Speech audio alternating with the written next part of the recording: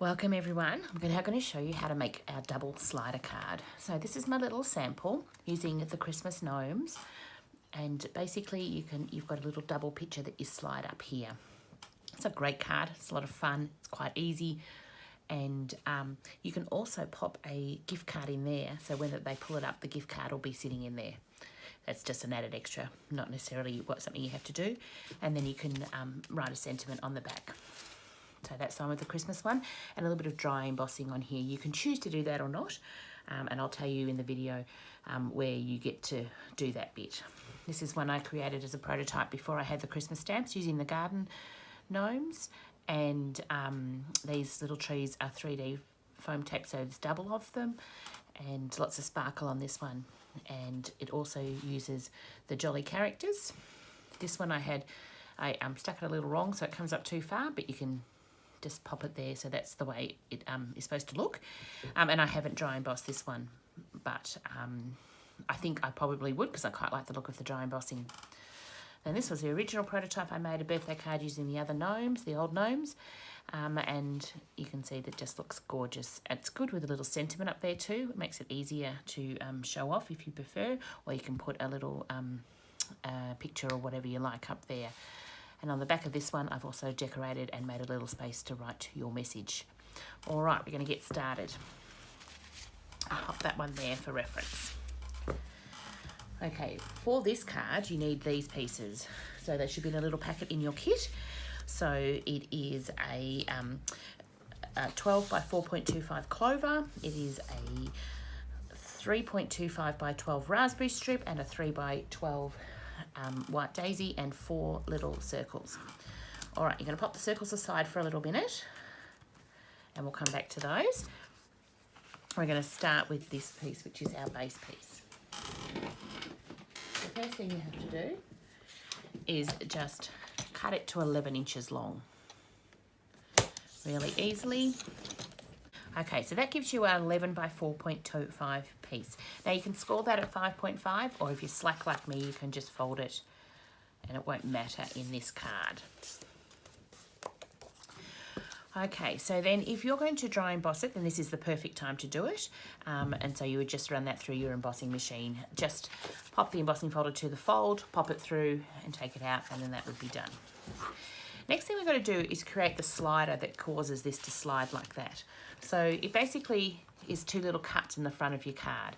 So I'm going to show you how to do this. Now this is probably the only technical bit, and if you're like me, you like to create templates if you're going to make this card more than once. So I'm going to show you how to create a template, but you can do exactly the same thing straight onto the clover piece of paper if you prefer, and go from there. So to create the template, you're just going to need a scrap of 4.25 by 5.5 in any colour, anything like that. Okay. So then you're going to also need a ruler and a pencil. And first thing you're going to do is you're going to make a mark at 1.75. So I've got to get my cheat sheet in here. So you're going to rule over at 1.75. So if you use your Versamat, I'll just push that up so you can see it. You're just going to rule right across that line there. Then you're also going to rule across at 4.25. So that gives you the space that you're going to put your track in. So look at this one here, you can see it. Then what you want to do is also mark at the midline. So the midline is, because it's 4.25, it is 2 and a bit.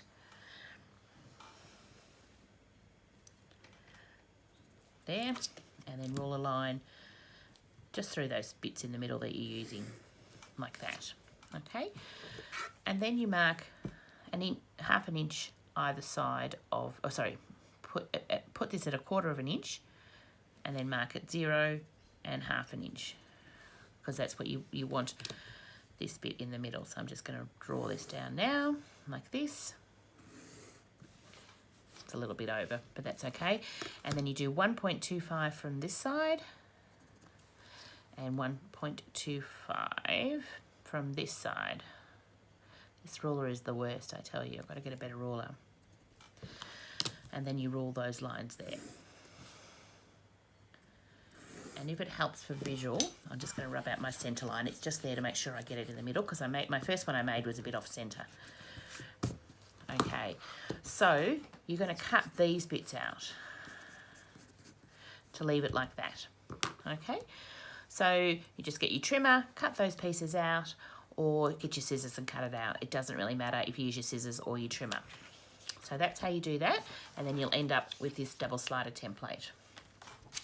So then you bring it back to your piece of card that you've got, that you're going to make it out of.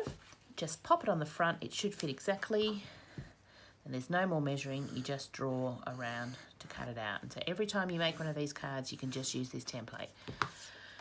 Okay, then go ahead, cut it out using your scissors or your trimmer. Okay, I'm going to use this one I cut earlier, and we're ready to start assembling it as soon as we've cut our decorative pieces. So first of all, you're going to bring into your white daisy strip.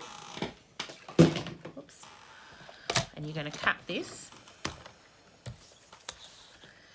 at 4.25 and a 3.5 piece and a 2-inch piece. Then you're going to have this little bit less, and you can just set that aside and use it somewhere else. There's your 3 pieces. Then you're going to bring in your raspberry strip.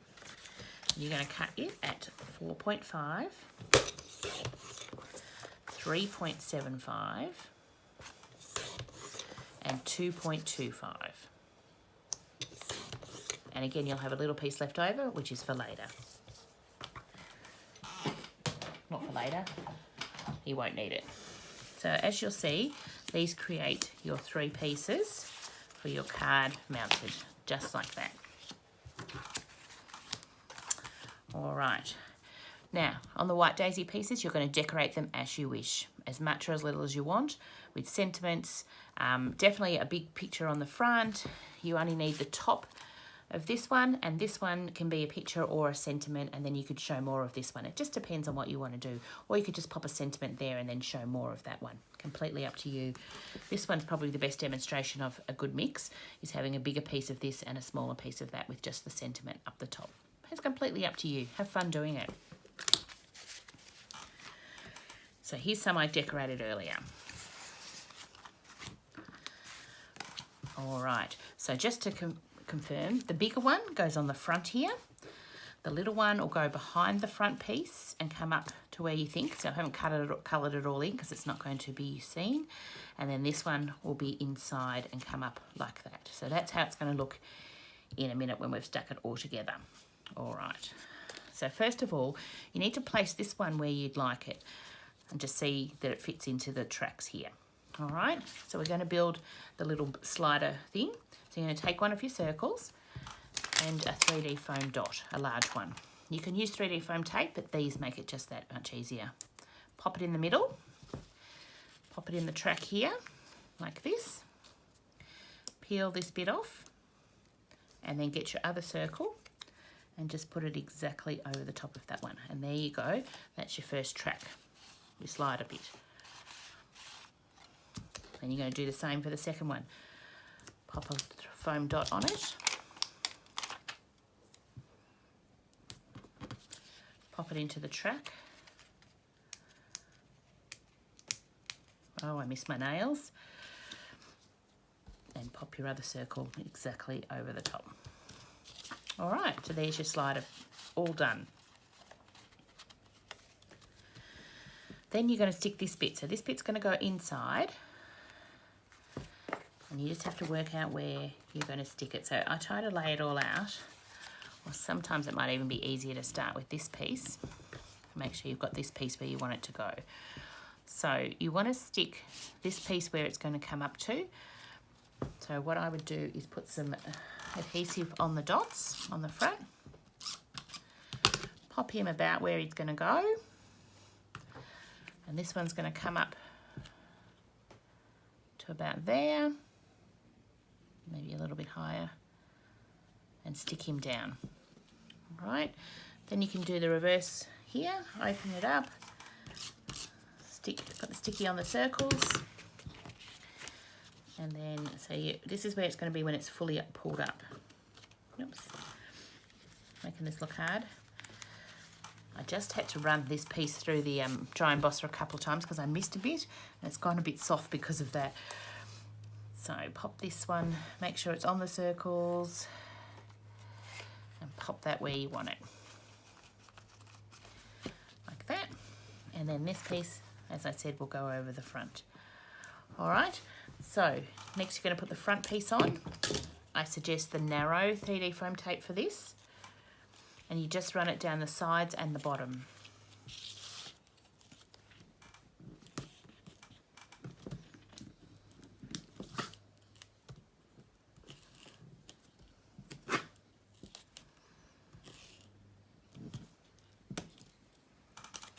Like that.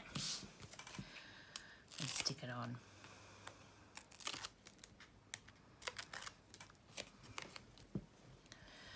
So put this up to the top. You do have to make sure too that he goes back in there. He does, good. Pull this up. There we go. And then stick this. Now, 3D foam tape doesn't like to be moved, so make sure you get it right the first time. There you go, so you can see how it's starting to come together. All right, then you need a little 2-inch pieces of ribbon, just something from your stash, and to make the little puller at the top. Which I know I had some here. Oh, there it is. Okay, so just fold it in half. I think it's about 2 inches, just over.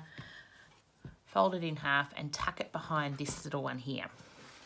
Because I've only just stuck these, I'll be able to just separate it easily. I'm going to stick it in here, bring in my stapler. Pop a little bit of extra adhesive on there. And that's how that goes together, like that. Now the last thing I'm going to do is, seems a bit wonky, I'll fix it in a minute, is make the tracks down the side. So you just want to stick more of the narrow 3D foam tape down the sides to keep it on track. You can just stick this with adhesive, but it doesn't pull out as smoothly if you do that. So it's much better to use the 3D foam tape. I think on this one, no, this one, I just didn't put any 3D foam tape. And it slides out, but this one is much better. Comes out nicer.